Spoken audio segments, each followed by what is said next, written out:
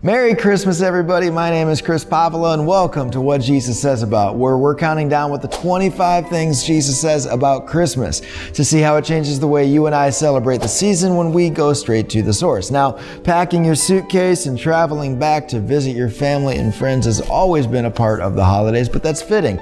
As we see in number 6 of our countdown, Jesus traveled back to his hometown to tell them why he was born. Now, Jesus had been preaching and teaching and healing in all these villages all over, and the word had gotten back to his hometown of what had happened. And so when he arrived in his hometown, it was kind of a big deal. Now you got to imagine that the whole town was electric and the synagogue was packed to the rafters because people wanted to see if Jesus was going to do here what they had heard he had done elsewhere. But as he gets up to deliver a message, instead Jesus gets up and walks to the front of the synagogue, grabs a scroll of the prophet Isaiah, unrolls it, and reads these words: "The Spirit of the Lord is on me, because he has anointed me." Now we'll get to the rest of what Jesus says in the following videos, but I want to stop here and zoom in on this word anointed, because this isn't a word that we use in our culture very much anymore. In the ancient Hebrew word, oil would be poured on somebody and they would be anointed for a specific task. And so like priests were anointed or kings were anointed. And actually that's still a practice that you see in some monarchies today. But Jewish people believed that God was conferring his power upon somebody when they were anointed for a specific task. When you were anointed,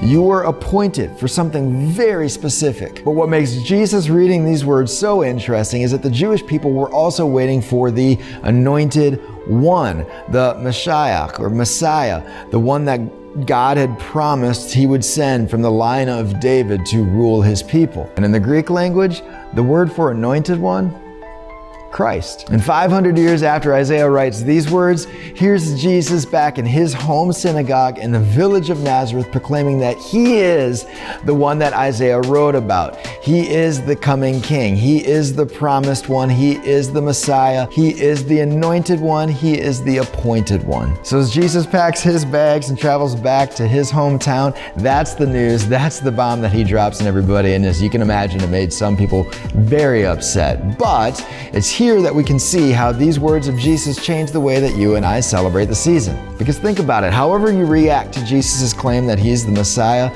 somebody in that synagogue, packed wall to wall with people, somebody in that synagogue had the same exact reaction that you did. But the difference would be that the people in the synagogue sat there and they were like, okay, well, what's the criteria of the Messiah? And they held Jesus up to the criteria of the Messiah. And so what we're going to do in the rest of these videos in our countdown is look at Isaiah's criteria for the Messiah and hold it up to Jesus so you can respond for yourself. I think it's a great way for you and I to honor his birth and celebrate the season, to just sit there and go, okay, if I was sitting in that synagogue, how would I react to Jesus' words? How do I respond to Jesus' claim that he's the Messiah? In the meantime, I've got some other videos over here of the other 25 things Jesus says about Christmas.